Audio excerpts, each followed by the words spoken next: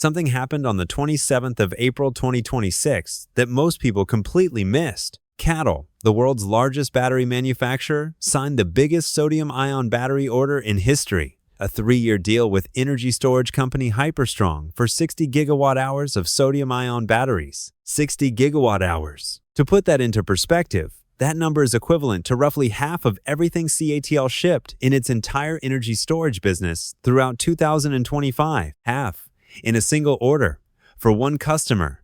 For one chemistry that not long ago people were still calling promising, but not quite there yet. This is not a research announcement. This is not a pilot project.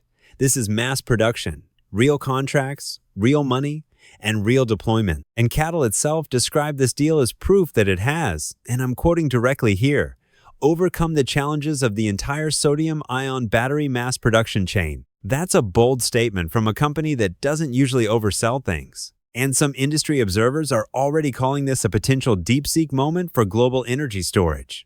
Whether or not that comparison holds up over time, the scale of this deal demands attention. Let me back up for a second, because if you're not deep into the battery world, sodium-ion might sound like a minor tweak to existing technology. It's not really. The basic operating principle is similar to lithium-ion. Ions move between a cathode and an anode through an electrolyte when the battery charges and discharges. The fundamental difference is what those ions are made of. Lithium-ion batteries use, well, lithium. Sodium-ion batteries use sodium instead. And that one swap carries enormous consequences for cost, supply chains, and where these batteries can actually be deployed. Here's the raw material reality. Sodium carbonate, the key precursor for sodium-ion batteries, costs somewhere between $100 and $500 per ton. Lithium carbonate, by comparison, ranged between $6,000 and $83,000 per ton over the same 2020 to 2024 period, according to IRENA. That is not a small gap. Sodium is also roughly 1,000 times more abundant than lithium in the Earth's crust and is literally present in seawater in virtually unlimited quantities. You can get sodium from salt. It's everywhere. Now, beyond the raw material cost advantage, sodium-ion batteries don't need cobalt or nickel either.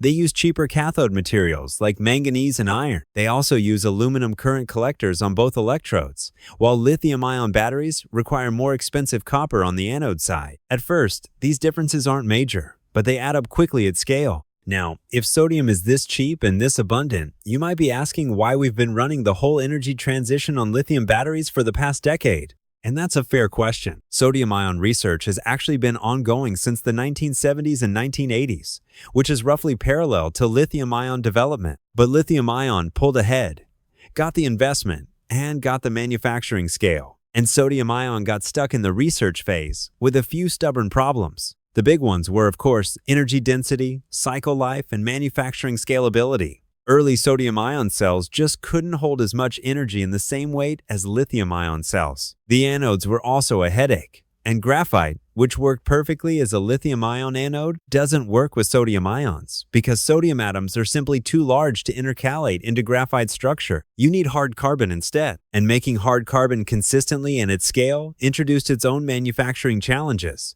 including a problem called foaming and tight humidity control requirements on the production line. CATL had spent close to 10 billion yuan, which is roughly $1.45 billion, on sodium-ion research and development through 2025, and the results of that investment are now visible. The company developed proprietary processes, including what it calls angstrom-level pore size regulation and surface molecular water-locking techniques that solved the hard carbon electrode foaming problem and made consistent high-voltage production actually achievable. On the cathode side, they applied morphology control and surface modification engineering to hit better energy density numbers. The result is a 300 plus ampere-hour large-format prismatic cell with an energy density of around 160 to 175 watt-hours per kilogram, a cycle life of 10,000 cycles, fast charge capability up to 5C, and operating temperatures from -40 to +70 degrees Celsius. That cold weather performance alone is a big deal for grid storage in markets with harsh winters.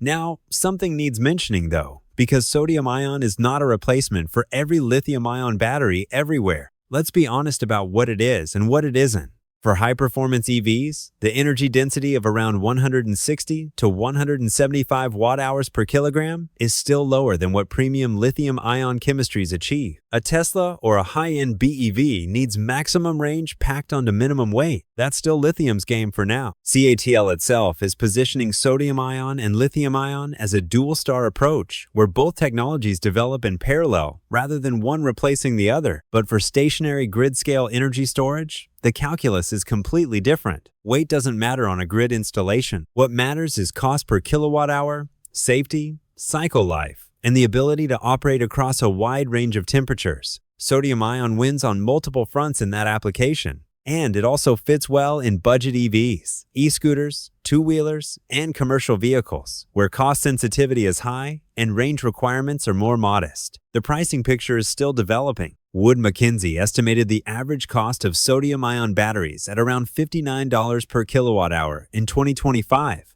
compared to about $52 per kilowatt hour for lithium iron phosphate. Yes, sodium-ion is currently slightly more expensive at the cell level because the cost advantage has not yet fully materialized in practice. IRENA projects that as production scales, sodium-ion cells could drop to around $40 per kilowatt hour, at which point the economics become compelling. The 60 gigawatt-hour order is exactly the kind of scale that accelerates that trajectory. Now, CATL is also putting its money where its mouth is beyond just signing orders. The company has announced plans to invest 5 billion yuan, which is around $735 million, to build 40 gigawatt-hours of new sodium-ion battery production capacity in Fujian province. That expansion comes on top of the HyperStrong deal, and on top of a separate broader agreement where HyperStrong committed to buying 200 gigawatt-hours of CATL battery cells between 2026 and 2028. The sodium-ion battery market overall is expected to reach $1.08 billion by 2026.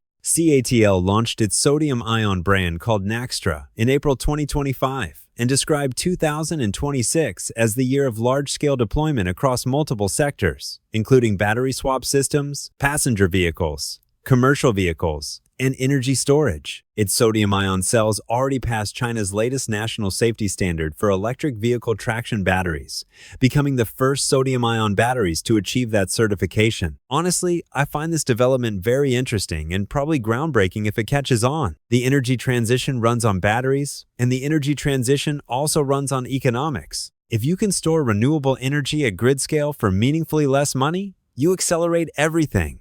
More wind and solar get deployed because the storage side of the equation gets cheaper. More countries and regions can afford to build the infrastructure. The geopolitical fragility around lithium and cobalt supply chains gets reduced. That matters. I also think the timing is interesting, to say the least. Sodium-ion has spent literally decades being almost ready.